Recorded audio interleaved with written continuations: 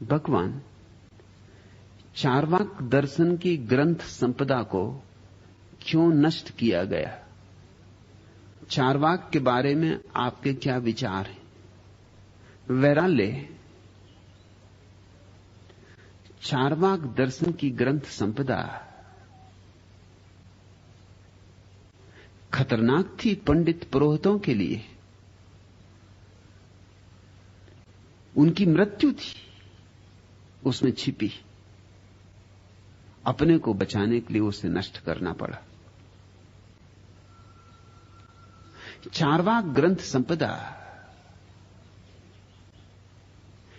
नास्तिकता की आत्यंतिक अभिव्यक्ति थी, और नास्तिकता की आत्यंतिक अभिव्यक्ति को परम आस्तिक ही आलिंगन कर सकता है। छोटे मोटे झूठे मूठे आस्तिक नहीं। झूठे मोटे आस्तिक तो घबरा जाएंगे, उनके तो पैर के नीचे की जमीन खिसक जाएगी। ये झूठे आस्तिकों के ग्रंथ तुमसे कहते हैं कि अगर कोई ईश्वर के खिलाफ बोले तो कानों में अंगुली डाल लेना। कहीं ईश्वर के विपरीत कोई वचन सुनना मत। क्यों? क्योंकि तुम्हारा ईश्वर बड़ा कच्चा, तुम्हारी मान्यता बड़ी थोथी। तुम्हें डर है कि कहीं ईश्वर के विपरीत कोई कुछ बोले और मेरा संदेह न जग जाए। संदेह तो है ही तुम्हारे भीतर, कोई उकसा न दे। लेकिन कोई उकसाए या ना उकसाए, अगर संदेह भीतर है तो भीतर है। अच्छा तो यही होगा कि कोई उकसा दे ताकि तुम्हें पता चल जाए। तुम धन्यवाद करना उसका कि उसने तुम्हारे संदेह को तुम्हारे सामने ला दिया। दुश्मन सामने हो तो शुभ, दुश्मन पीछे छिपा हो तो खतरनाक, ज्यादा खतरनाक। फिर नास्तिकता आस्तिकता की सीढ़ी है। बिना नास्तिक हुए इस दुनिया में कोई ठीक ठीक आस्तिक न कभी हुआ है न हो सकता है। यह तो नास्तिक की ही सामर्थ्य है कि एक दिन आस्तिक हो। जिसने नहीं कहने की कला ही नहीं सीखी, उसे हां कहने का राज कभी समझ में ना आएगा। जो कांटों से परिचित नहीं है, फूल से उसकी पहचान नहीं होगी। और जिसने रात नहीं देखी, सुबह का क्या स्वागत करेगा। लेकिन पंडित और पुरोहित झूठी नास्तिकता पर जी रहे हैं। उनका सारा व्यवसाय झूठी आस्तिकता पर ठहरा हुआ है। झूठी आस्तिकता से मेरा अर्थ है मानी हुई आस्तिकता। तुम्हें पता तो नहीं है, लोग कहते हैं, सुना है तो मान लिया है। मां बाप कहते हैं, परिवार कहता है, समाज कहता है, शिक्षक कहते हैं, भीड़ भाड़ कहती है, सदियों से बात कही जा रही सो मान लिया है। जो लोग कहते हैं वही तुम माने बैठे हो। तुमने स्वयं तो कुछ जाना नहीं, तुम्हारा अपना तो कोई अनुभव नहीं। मजे की बात तो यह है, तुम्हारा संदेह स्वाभाविक है और तुम्हारी श्रद्धा उधार। हर छोटा बच्चा संदेह लेके पैदा होता है। इसलिए छोटे बच्चे इतने प्रश्न पूछते कि तुम्हें बेचैन कर देते। प्रश्नों से प्रश्न उठाए जाते। तुम लाख उनको कहो कि बड़े होकर सब समझ में आ जाएगा, मगर वो फिर प्रश्न उठाते। जो चीज दिखाई पड़ती उसी से प्रश्न उठाते। छोटे बच्चे ऐसे प्रश्न उठाते हैं कि बड़े बड़े बुद्धिमान उनका उत्तर न दे सके। संदेह प्रत्येक बच्चे के प्राण में जन्म के साथ आता है। परमात्मा ने संदेह की संपदा दी। जरूर इसमें कुछ राज होगा। संदेह बीज है, इसी में छिपा हुआ गूदा है श्रद्धा का। संदेह खोल है, ये गल जाए भूमि में तो इसी में से अंकुरित निकले, अंकुरण होगा, इसी में से विकास होगा श्रद्धा का। संदेह श्रद्धा का दुश्मन नहीं है, लेकिन साधारणतया लोग समझते हैं संदेह श्रद्धा का दुश्मन है, इसलिए संदेह मत करो, श्रद्धा करो। तो तुम्हारी श्रद्धा नपुंसक होगी। जिसने संदेह नहीं किया और श्रद्धा कर ली, उसकी श्रद्धा ऊपर ऊपर है, लीपा पोती है। जैसे चेहरे पे कोई रंग लगा लिया,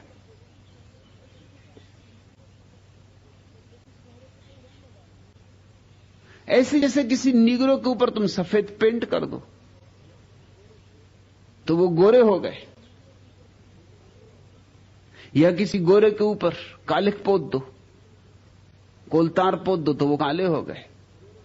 बस ऐसी तुम्हारी श्रद्धा है, भीतर संदेह, ऊपर एक मुखौटा लगा लिया। हिंदू हो गए, मुसलमान हो गए, ईसाई हो गए, और बड़े अकड़ के चलने लगे, 5 दफा नमाज पढ़ने लगे, कि कुरान कंठस्थ कर लिया, कि गीता याद कर ली, कि दोहराने लगे गायत्री, नमोकार, हो गए तोते, और सोचने लगे कि पाली श्रद्धा। ऐसे नहीं मिलेगी श्रद्धा, ये लंगड़ी है श्रद्धा। इसमें कोई प्राण नहीं, इसमें श्वास नहीं चलती, इसमें हृदय नहीं धड़कता। श्रद्धा महंगा सौदा है, संदेह के लंबी यात्राओं से उपलब्ध होती। संदेह इतना करता है जो कि संदेह पे सब दांव पे लगा देता है, उसको श्रद्धा उपलब्ध होती। संदेह करते करते एक क्षण ऐसा आता है कि संदेह स्वयं पर ही संदेह बन जाता है। वो संदेह की पराकाष्ठा है, संदेह पर संदेह। और जब संदेह स्वयं पर संदेह बन जाता है तो आत्महत्या हो जाती। संदेह आत्मघात कर लेता, फांसी लगा लेता। और जहां संदेह तिरोहित हो जाता है आत्मघात करके, अपने पर ही संदेह करके जहां संदेह मिट जाता है, वहां जो शेष रह जाता है वह निरभ्र आकाश, वह तारों से मंडित ज्योतिर्मय आकाश, वही श्रद्धा है। तुम पूछते हो वैराले, चारबाग दर्शन की ग्रंथ संपदा को क्यों नष्ट किया गया? पंडित पुरोहित न करते तो क्या करते? क्योंकि पंडित पुरोहितों का तो पूरा व्यवसाय झूठी आस्तिकता पर है। और अगर चारबाग सही है तो झूठी आस्तिकता तो खंड खंड हो जाएगी, इसकी तो जड़ें कट जाएंगी। इन मंदिरों में कौन जाए, मस्जिदों में कौन जाए, ये यज्ञ हवन कौन करवाए, ये करोड़ों रुपए कौन मूर्ता से फूंके यज्ञों में, ये हवन कुंड कौन खुदवाए, ये थोथे पंडित पुजारियों की लंबी जमात को कौन पाले, कौन पोसे, ये लाखों आवारा तथाकथित सन्यासी, साधु, मुनि, इनका बोझ कौन ढोए? चारवाक ग्रंथ संपदा को नष्ट करके ही ये धंधा बचाया जा सकता था। हम कहते हैं कि ये देश बड़ा उदार है, इतना उदार नहीं जितना हम कहते हैं। इसकी उदारता भी बड़ी थोथी और ऊपरी, भीतर बहुत अनुदार है। यूनान में एपिकुरस के ग्रंथ नष्ट नहीं किए गए। एपिकुरस यूनान का चारवाक है, उसकी ग्रंथ संपदा बचाई गई। यूनानियों ने ज्यादा सम्मान दिया, लेकिन इस देश ने तो बहुत सा कुछ नष्ट किया है। और फिर भी हम अकड़ के बैठे रहते हैं इस भाव से कि हम बड़े उदार हैं, बड़े सहिष्णु हैं। अल्लाह ईश्वर तेरे नाम, सबको सन्मति दे दे भगवान, ये कहते रहते हैं और छुरी पे धार रखते रहते। और जरा ही मौका आ जाए तो अल्लाह ईश्वर को ऐसा लड़वाते, फिर चाहे वो अलीगढ़ में लड़े, चाहे हैदराबाद में, जहां लड़वाओ, अल्लाह ईश्वर लड़ने को तैयार है। इस देश में जितना पाखंड है शायद पृथ्वी के किसी और देश में नहीं। और कारण है क्योंकि इस देश में जितना पंडित पुरोहितों की लंबी परंपरा है उतनी दुनिया में कहीं और नहीं।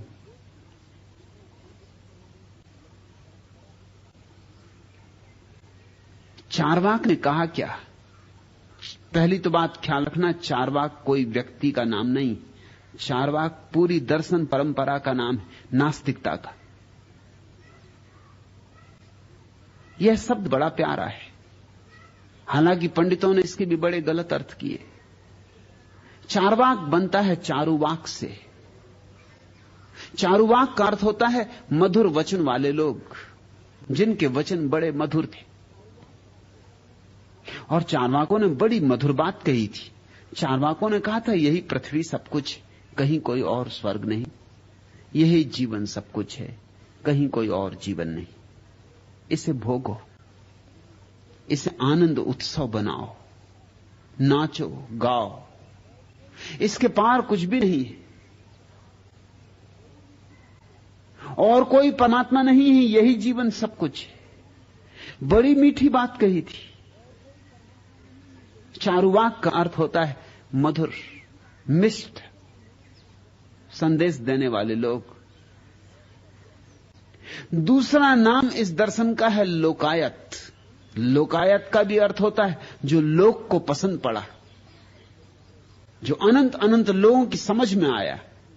घबरा गए होंगे पंडित पुरोहित कि अगर लोगों की बात यह समझ में आ जाए कि कोई परलोक नहीं। पंडित तो परलोक के आधार से जीता है। पंडित तुम्हारा शोषण करता है परलोक के आधार पर। वो कहता है यहां तुम मुझे दो, वहां परमात्मा तुम्हें देगा। वो कहता है यहां तुम एक दोगे, स्वर्ग में करोड़ गुना पाओगे। और यहां किसको दो? ब्राह्मण को दो, यहां पंडित को दो। यहां ब्राह्मण की पूजा करो, यहां उसके चरणों में सिर रखो, क्योंकि उसका सीधा संबंध है परमात्मा से। सिफारिश कर देगा, वो तुम्हारा नाम पहुंचवा देगा कि इनका जरा ख्याल रखना। वीवीआईपी,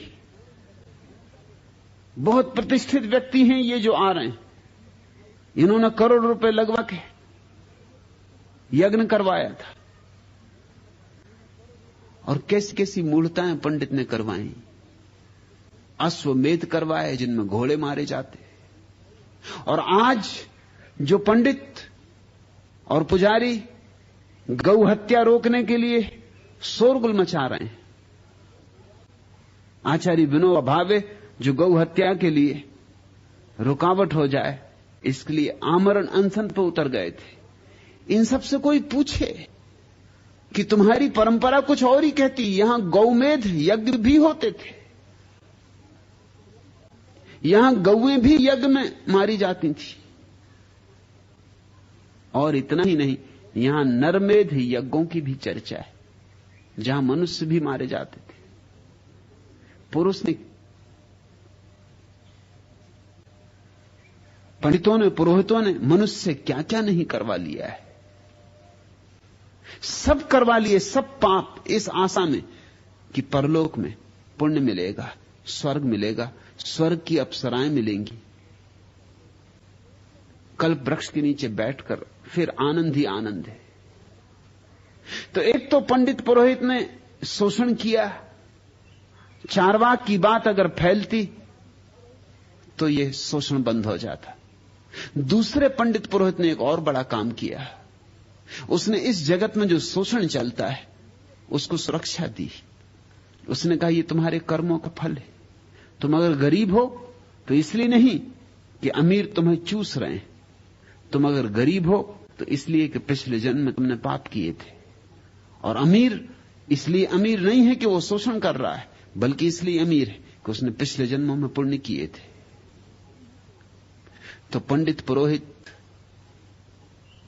अमीरों का रक्षक हो गया, गरीबों का भक्षक हो गया। इस देश में क्रांति नहीं होने दी उसने। यह अकेला देश है जहां 5000 साल में कोई क्रांति नहीं हुई। कौन रोक सका क्रांति को इस देश में? इतने गरीब देश में, इतने दीन देश में कौन इन दरिद्रों को रोक सका? कैसी इनको अफीम पिलाई गई, बड़े बड़े सिद्धांतों के जाल। पिछला जन्म, अब ये जरा मजा देखना, अगला जन्म लोभ के लिए कि तुम्हें बांधा रखा जाए, तुम्हारी लार टपकती रहे। और पिछला जन्म तुम्हारे यहां संतुष्ट रहने के लिए कि जो भी है हालत संतुष्ट रहो। इसमें जरा भी बेचैनी जाहिर करोगे अगला जन्म भी बिगड़ जाएगा। ये तो बिगड़ ही गया, इसके तो सुधरने का कोई उपाय है नहीं। अब अगर शांति रखी, शोरगुल न मचाया, बगावत ना की, विरोध ना किया, तो अगला सुधर जाएगा। अगले की आशा में इसको भी सह लो। और पीछे पाप किए थे, इसलिए दुख भोग रहे हो। कोई तुम्हें दुख दे नहीं रहा, तुम्हारे ही पापों का दुख भोग रहे हो। और धनी, शक्तिशाली राजे महाराजे, वो पिछले जन्मों का पुण्य भोग रहे हैं। तो यह बात न्यस्त स्वार्थों के भी पक्ष में थी। चार्वाक दोनों ही स्थितियों को तोड़ देने को तैयार हो गया था। न कोई पिछला जन्म है, न कोई अगला जन्म। ये तो बड़ी खतरनाक बात थी। अगर पिछला जन्म नहीं है तो फिर क्रांति होकर रहेगी। फिर तुम गरीब को कैसे जहर पिला के सुलाओगे, कैसे उसे अफीम खिलाओगे, फिर कैसे तुम उसे सांत्वना दोगे, फिर तुम उसके दुख की क्या व्याख्या करोगे? अगर पिछला कोई जन्म नहीं है तो बात खत्म हो गई। फिर दुख है तो यहां है और सुख है तो यहां है, और अगला भी कोई जन्म नहीं, तो पंडित पुजारी किस आधार पर शोषण करेगा? इसलिए पंडितों, पुजारियों, धनियों, राजाओं, महाराजाओं सबके बीच एक सांठगांठ हो गई, एक षड्यंत्र हो गया। उस षड्यंत्र ने मिलकर चार्वाक दर्शन की सारी ग्रंथ संपदा को नष्ट कर दिया। यह भारत का एक अति दुर्भाग्यपूर्ण क्षण था, क्योंकि अगर चार्वाक की ग्रंथ संपदा शेष रहती तो जो विज्ञान पश्चिम में पैदा हुआ वो भारत में पैदा होता। उसे पश्चिम में पैदा होने की कोई जरूरत नहीं थी, क्योंकि हम पश्चिम से बहुत पहले भौतिकवादी दृष्टि को समझने में समर्थ हो गए थे। चार्वाक ने द्वार खोल दिए थे प्रकृति के। परलोक समाप्त होता है तो प्रकृति के द्वार खुलते। हमने आइंस्टीन पैदा किए होते, हमने डार्विन पैदा किए होते, और हम केवल कचरा कूड़ा पैदा कर पाए। हमने डार्विन पैदा कर पाए, न केपलर, न गैलीलियो, न आइंस्टीन। हम ये महत्वपूर्ण व्यक्ति पैदा नहीं कर पाए। अगर चार्वाक की छाया थोड़ी बनी रहती तो उस छाया में ये सारे पौधे पनपते, ये बड़े होते।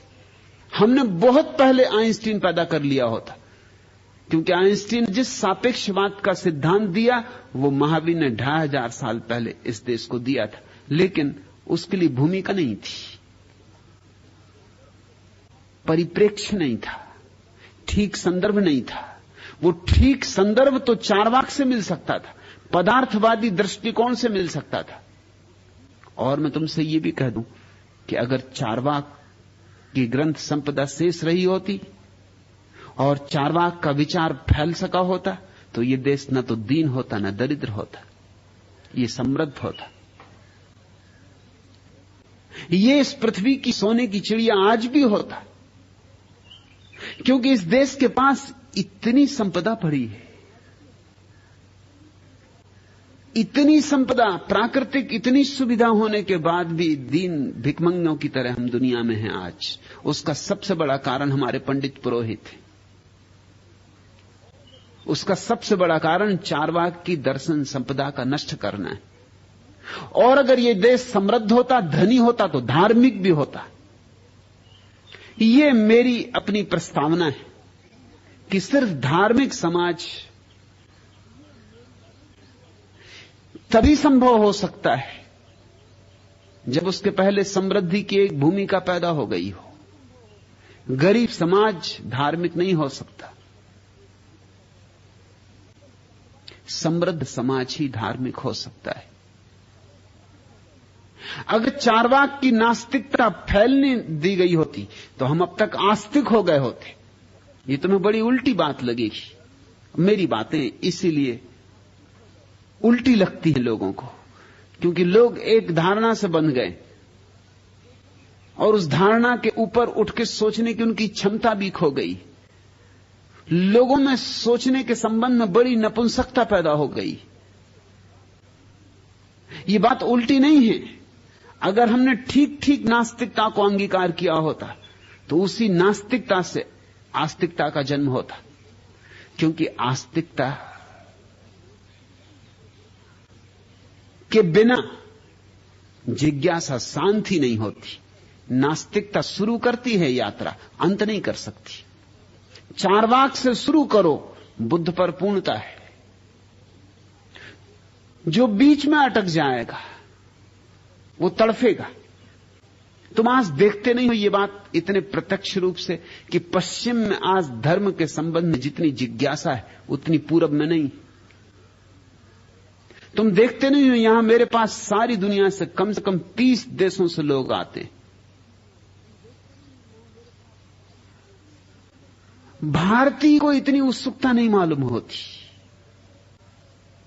उसे तो ख्याल है, उसे पता ही है कि धर्म क्या है। इस सारी दुनिया में धर्म के प्रति इतनी तीव्र जिज्ञासा क्यों पैदा हो रही? क्योंकि सारी दुनिया समृद्धि के ऊंचाइयों पर उठने लगी और सारी दुनिया में नास्तिकता फैल गई। पश्चिम नास्तिक है और नास्तिकता में तृप्ति नहीं है। नास्तिकता में तृप्ति हो ही नहीं सकती। नहीं से कोई तृप्त हो सकता है, नहीं से कहीं पेट भर सकता है, नहीं से कहीं रक्त बन सकता है, नहीं से कहीं प्यास बुझ सकती है, नहीं से तो कुछ भी नहीं हो सकता। नकार में जीना संभव ही नहीं। जीना तो होता है विधेय में। आस्तिकता का अर्थ है विधेय, नास्तिकता का अर्थ है नकार। आस्तिकता का अर्थ है जगत को हां कहने की क्षमता। नास्तिकता का अर्थ है डर, भय, नहीं, संकोच, इंकार। पश्चिम नास्तिक हुआ है 300 सालों में और उसका परिणाम अब यह हो रहा है कि पश्चिम आस्तिकता की तरफ मोड़ रहा है। पश्चिम के सबसे बड़े विचारशील लोग आज आस्तिकता की बड़ी तलाश में लगे।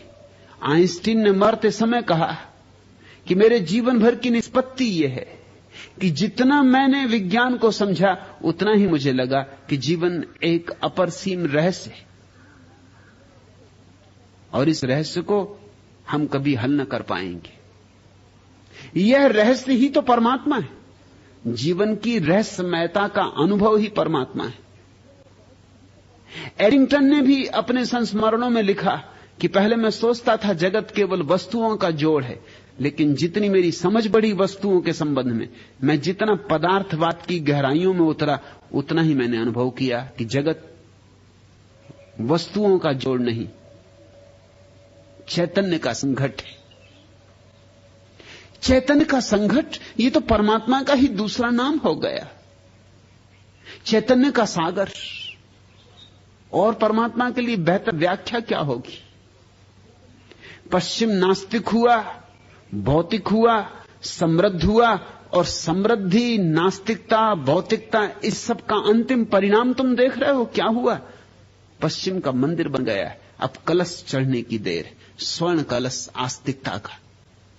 काश हमने चारवाक की दर्शन संपदा को बचाया होता तो पंडित तो गए होते, पुजारी तो गए होते, ब्राह्मण की जो ताकत है वो तो गई होती, राजनेता और धनियों का जो बल है इस देश में वो तो गया होता, लेकिन एक सूर्योदय होता। हम पृथ्वी पर सबसे पहले लोग होते जो समृद्ध होते, सबसे पहले लोग होते जो वैज्ञानिक होते और सबसे पहले लोग होते जो प्रभु के मंदिर पर कलश चढ़ाने का सौभाग्य पाते। वो हम चूक गए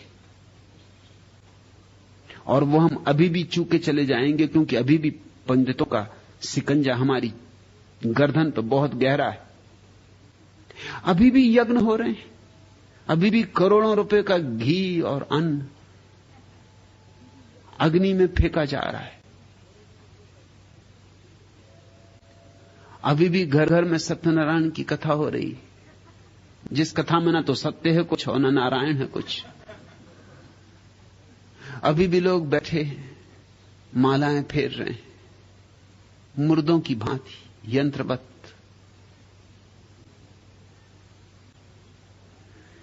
तुमने पूछा वैराले चारवाक के बारे में आपके क्या विचार हैं? चारवाक वैसे ही है जैसे मंदिर की बुनियाद। बुनियाद में मजबूत पत्थर रखने होते, बुनियाद पदार्थवादी होनी चाहिए। किसी भी सुसंयत समाज की बुनियाद पदार्थवादी होनी चाहिए।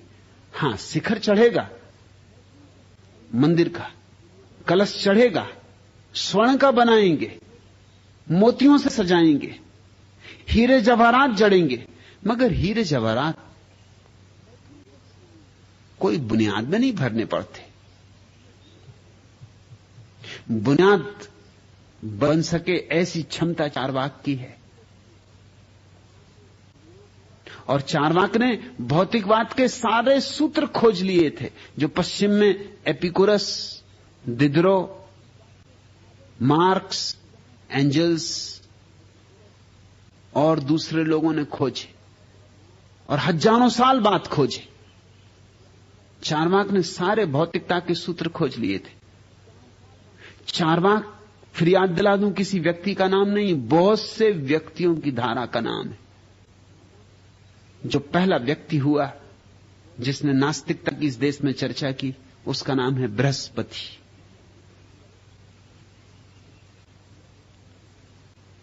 बृहस्पति की गिनती मैं देश के महानतम ऋषियों में करता हूं, क्योंकि उस आदमी ने बुनियाद रखने की चेष्टा की थी। बुनियादें तो छिप जाती हैं जमीन के भीतर, उनका पता नहीं चलता, मगर उनके बिना कोई मंदिर खड़े नहीं होते। मैं आज फिर वही कोशिश कर रहा हूं। मुझे दोहरा काम करना है, इसलिए मैं सबको दुश्मन बना लूंगा। मुझे चारवाक का उपयोग करना है मंदिर की बुनियाद के लिए, इसलिए मैं धार्मिक को विरोधी कर लूंगा, दुश्मन कर लूंगा, क्योंकि वो कहेगा चारवाक तो यह आदमी तो नास्तिक है, अनीश्वरवादी है, भौतिकवादी है। और मैं चारवाकवादियों को भी नाराज कर रहा हूं। कम्युनिस्ट हैं, सोशलिस्ट हैं, वो भी मुझसे नाराज है। वो नाराज हैं क्योंकि वो कहते हैं ये आदमी लोगों को ध्यान सिखा रहा है, जबकि सवाल है कि लोग तलवारों पर धार रखें, जबकि सवाल है कि लोग झंडों पर परचम चढ़ा लें लाल रंग के, और ये आदमी लोगों को लाल कपड़े पहना रहा है। लाल झंडा चाहिए। कम्युनिस्ट पार्टी मेरे खिलाफ है, पुरी के शंकराचार्य मेरे खिलाफ हैं। ये बड़े मजे की बात है। पुरी के शंकराचार्य और कम्युनिस्ट पार्टी में क्या संबंध? ये दुश्मन दोनों एक साथ मेरे खिलाफ क्यों? करपात्री महाराज मेरे खिलाफ हैं, आचार्य तुलसी मेरे खिलाफ हैं, आचार्य श्री राम शर्मा मेरे खिलाफ हैं, कांजी स्वामी मेरे खिलाफ हैं, सारे जगत गुरु मेरे खिलाफ हैं, कम्युनिस्ट पार्टी भी मेरे खिलाफ है। तब तो बड़े आश्चर्य की बात है। कारण साफ है। मैं एक ऐसे समन्वय की बात कर रहा हूं जिसकी कल्पना भी उन्होंने नहीं की। मैं भौतिकता और धर्म के बीच समन्वय का सेतु बना रहा हूं। मैं चाहता हूं ये देश समृद्ध भी हो और शांत भी। मैं चाहता हूं ये देश धनी भी हो और ध्यानी भी। मैं चाहता हूं ये देश पदार्थ का भी मालिक हो और परमात्मा को भी आमंत्रण दे। क्यों ना हम दोनों को संभालें? ये दोनों दुनियाएं उसकी हैं, क्यों ना ये दोनों दुनियाएं हमारी भी हों? आखिर हम भी उसके। हम आधा क्यों करें? और जब भी हम आधा करते हैं तब मुसीबत खड़ी होती। नास्तिक कहता है सिर्फ शरीर और आत्मा को उपेक्षा कर जाता है, और आस्तिक कहता है सिर्फ आत्मा और शरीर की उपेक्षा कर जाता है। और तुम दोनों हो।